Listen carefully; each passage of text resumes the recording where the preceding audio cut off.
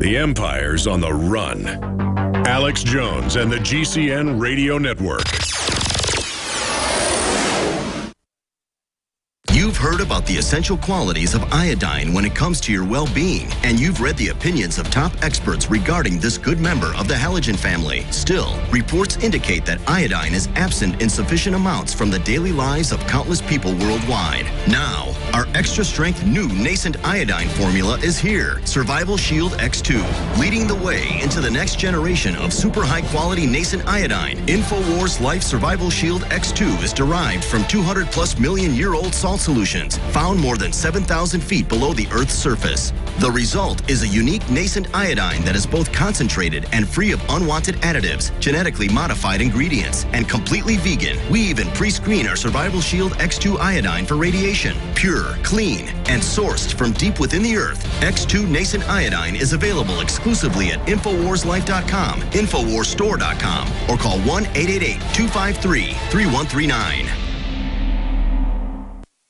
Open your eyes. It's time to give your eyes a powerful nutritional boost. Sight is the primary input to the brain, arguably making eyesight the most important sense we have. And just like the other important organs in our bodies, our eyes function at peak levels when they are fed the proper amounts of essential nutrition. Open your eyes. Combining key ingredients like vitamin A, zinc, lutein, proprietary saffron bulb extracts, and more, OcuPower by InfoWars Life is the new formulation specifically designed to nutritionally assist the natural function of healthy eyes. Optimize the natural power of your eyes with the latest addition to the super high-quality InfoWars Life formulations, OcuPower. Go to InfoWarsLife.com or InfoWarsStore.com to order OcuPower or call 1-888-253-3139. OcuPower. Open your eyes. DNA Force. When cells become toxic, they die early and aging sets in. DNA Force. No one has put together a formula that focuses directly on brain health, nerve growth factors, and optimizing your cellular energy at the same time. Just one of the key compounds, BioPQQ, is backed by major clinical studies. DNA Force. We now have the synergistic solution. Secure your DNA Force today at InfoWarsLife.com or call toll-free 888-253-3139. DNA Force. The government's Department of Homeland Security is buying up loads of ammo. At the same time, they're restricting civilians' rights to own and purchase firearms. Can you put two and two together? Infidel Body Armor can stop every round, including hollow points and .308 sniper rounds, is reasonably priced and fully legal. But for how long? Go to InfidelBodyArmor.com, spelled INFIDEL bodyarmor.com. Infidel Body Armor. Just won't quit. We've got it. This transmission is coming to you. Waging war on corruption. All right, you are go. It's Alex Jones, coming to you live from the front lines of the InfoWar. We're back live, Friday edition of the Alex Jones Show, talking to Syrian girl, otherwise known as Mimi Al-Naham. Your calls coming shortly. Huffington Post. Global warming created ISIS. Yes, that was an actual article in the Huffington Post. You see, there was a drought in Syria from 2006 to 2010. And they claim that happened because of climate change, even though droughts worldwide over the last 30 years are down. They blamed this drought for being responsible for the rise of jihadists in Syria and ISIS, even though ISIS was not even formed in Syria. Of course, it was formed in Iraq. So these climate change alarmists are now actually blaming global warming for the rise of jihadists in Syria.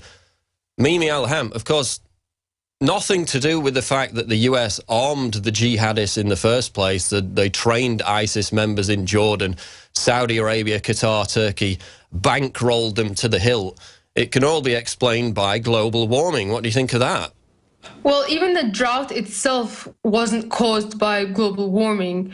It was caused by the Turkish president damming the river that runs into Syria in order to destabilize the Syrian government. And he's on record for saying telling the previous president, Hafez al-Assad, not this current one, that, your people can drink sand. And that is the reason for the drought in Syria. It wasn't global warming in the first place. The Turkish government did this purposely to get people, to get the Syrian economy weakened and to get people angry. And it continues to be Turkish policy and the US government policy that leads to these jihadist groups and has led to groups like ISIS.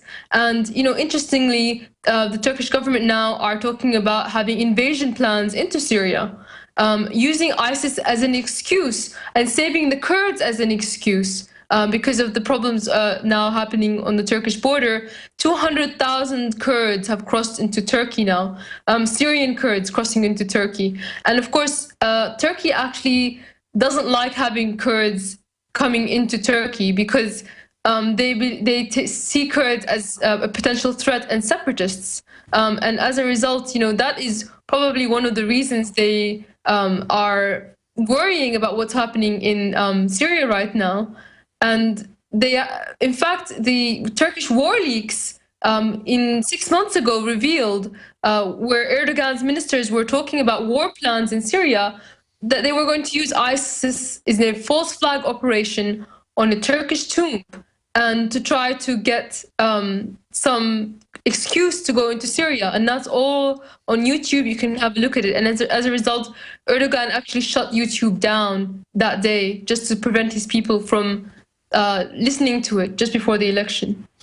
Okay, we're going to get back into ISIS soon with the callers, but we're running low on time now. So let's get into Gamergate. This is an amazing topic that's kind of slipped under the radar over the past month or so. It began in August. And this is an attempt by individuals to hijack the video game industry to implant social engineering and basically brainwashing messages. Explain how that emerged. Well, actually, Gamergate is a very, very interesting and promising sort of Twitter phenomenon that's going on right now. It's a hashtag on Twitter of gamers who have actually been able to expose collusion between the media and a think tank called DIGRA, which is supported by DARPA, the military and government ministry. So this DARPA is providing money to this think tank called DIGRA that's specializing in sort of injecting social engineering into video games.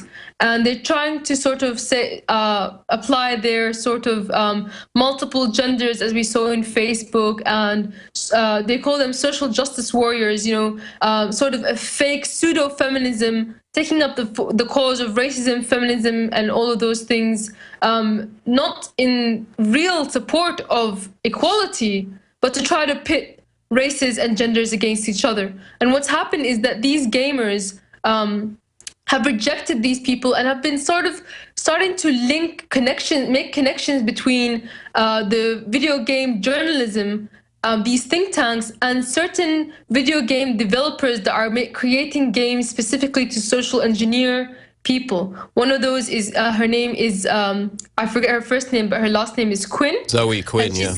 Zoe Quinn, exactly. And they sort of exposed her connections. And after that, all across all the game journalists, they wrote down the same story. Gamers are dead. The game development industry should ignore their market and start producing games that are politically correct and no longer consider what the gamers themselves want, but sort of what the think tanks and the academics and the social engineers want them to produce. And all the journalists seem to be colluded on that. And what's going on now is these gamers have a mission now to expose these think tanks and these connections with what they themselves, what even the CEO of a big game industry called Electronic Arts called in his memo, the establishment elite. The establishment elite have injected themselves into movies, film, television, into social media to try to socially engineer society. And it seems that they haven't completely controlled the game industry. They have to some degree in the military aspect of it, but not in the social aspect of it. And that's what they're trying to do right now. And that's all about shifting the propaganda over from news to entertainment, because they know a lot of young people are turned off by the news. So now they're shifting it, as you said, into video games, movies, television shows. And this is red flag bombshell proof of a deliberate attempt to undermine and hijack the video games industry to implant that politically correct social engineering. It's a story we're going to be covering more in the future. But now we're going to go to calls for Syrian Girl. We got Habu in Wisconsin. Go ahead, Habu. You're on the air. Thank you very much for the opportunity. And I always learn something listening to Syrian Girl. So you're very enlightening to the people here. You know, let me just have a comment, and I'll be very quick, and then I'll ask you a question. I do believe the U.S. has an obligation to put armed forces on the ground, coordinated with the Syrian forces and the Iraqi forces, to drive out these, or to corner these people. In my estimation, with the superior American air power, this should be a pretty straightforward thing, and in under 6 months, this would be done. So my question to Syrian Girl, there's just two quick questions. One, do you think President Assad is really setting himself up for regime change as this bombing just morphs and kind of encroaches upon his power centers, meaning the air? And the second thing is, I think that the present Iraqi constitution should be torn up and written anew so that it embraces all different types of people in Iraqi society, which it doesn't do now. So thank you very much for the courtesy, and keep on enlightening the world, Syrian Girl. Thank you so much for your kind words. In principle, the idea of the U.S. and Syria coordinating against these extremist groups like ISIS, that might be a good idea. But in fact, I think that U.S. troops on the ground anywhere in the Middle East, it's just going to exacerbate matters. U.S. troops on the ground would only embolden these groups into fighting and gaining more recruits and believing that their cause is the right cause. And I think that with everything that the U.S. has been doing in the region, especially since they've been supporting these Islamist groups that are extreme in Libya as well as Syria, they really don't have any agenda to actually fight ISIS. ISIS is basically the monster they created in order to have an excuse, some kind of excuse to intervene. I think that the Syrian people, we don't want any foreigners on the ground. We don't need any help. All we need is for the people who are supporting these groups and who are arming the insurgents to stop undermining the state, to stop undermining the military, and then we can take care of it ourselves. We can clear things up in a few months, and our military is more than capable of doing that. They just have to stop the money flow, and that would be all. But I do think that the U.S. strikes on Syria right now, just as I said, it's not so much about fighting ISIS. As we've seen, ISIS is still gaining ground. They're still gaining recruits, even more so now. So it's not really about fighting ISIS. I think it does still have a lot to do with regime change. And finally, about the Iraqi constitution, the Iraqi constitution was written during the U.S. occupation of Iraq. And I know that James Steele and Robert Ford had an agenda to create a civil war in Iraq, to put Sunnis and Shiites against each other, and to eventually balkanize the country. And they wrote up the constitution themselves, and the majority, the only part of the Iraqi society voted for it. So it was divisive to begin with. And I totally agree with you on the Iraqi constitution on that point. Slim in Canada, you're on the air with Syrian Girl. Go ahead, Slim. Hi, Syrian Girl. First of all, Eid Mubarak. And Thank you. Oh, you're welcome.